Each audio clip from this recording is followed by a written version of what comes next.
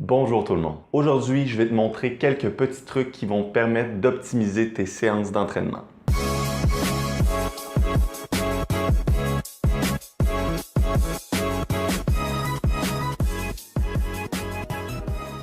J'ai eu l'idée de faire cette vidéo quand un de mes amis m'a dit qu'il était incapable de prendre de la force. Donc en premier, je lui ai posé des questions sur sa récupération, donc sur son sommeil, sur son alimentation, sur ses choix d'exercice, sur son nombre de séries, son nombre de répétitions, jusqu'à temps que je trouve le coupable. Il prenait environ 1 minute de repos entre ses séries. Et ça, c'est quelque chose que... La police. Et ça, c'est quelque chose que je vois très souvent. Si tu veux être capable d'encore performer dans les séries suivantes, tu dois prendre plus de repos.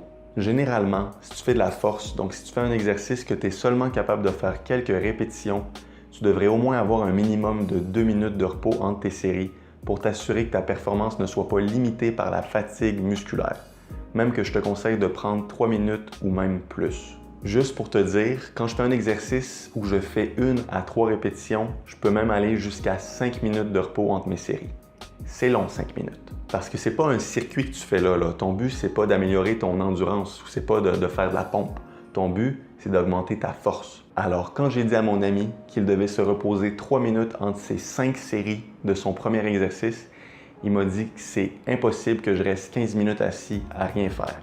Je vais perdre mon focus et je vais finir par aller sur Instagram. Donc, je lui ai donné 2 choix. Le premier serait de venir faire des supersets antagonistes. Donc, si par exemple ton premier exercice serait le push-up, tu vas venir alterner avec le tirage inversé, son opposé. C'est une technique que j'emploie moi-même très souvent. Donc, pendant que tu recrutes les muscles qui sont en action durant tes push-ups, tu vas reposer les muscles qui travaillent durant le tirage et vice-versa.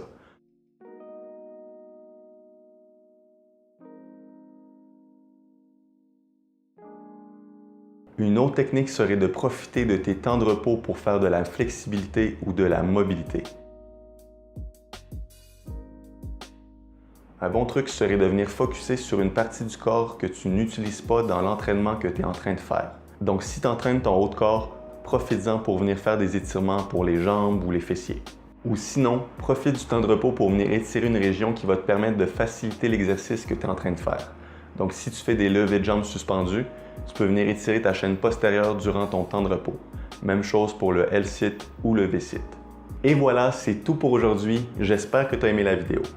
Si toi aussi tu utilises différentes techniques pour venir optimiser tes séances d'entraînement, ne te gêne surtout pas et écris-moi-les dans les commentaires juste en dessous. On se dit à la semaine prochaine pour une autre vidéo du vendredi.